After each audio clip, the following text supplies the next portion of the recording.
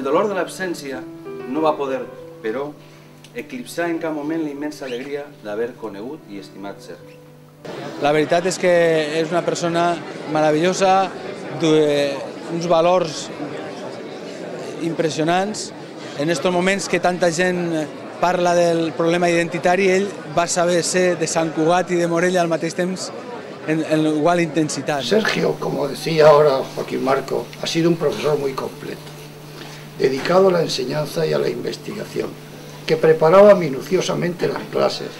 El cariño que atendía todas las preguntas y todas las consultas.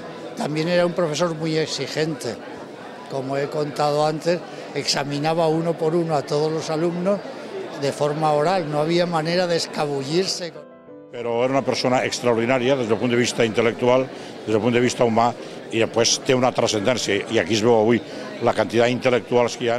Un savi dels que ja no n'hi ha, dels que ja en van quedant pocs. Va saber fer de tot. Pastoret a la Serra de Sant Marc, estudiant, professor, erudit en el bon sentit de la paraula, morellà, marit, pare, tiet, cosí i amic en majúscules.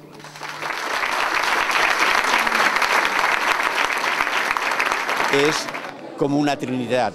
Ell té uns orígens profunds, tel·lúrics, de mas, que és una cultura que la majoria de la gent no coneix, és un representant màxim de la burgesia de Morella i al mateix temps és una persona que ha tingut el privilegi d'entroncar amb la cultura universal.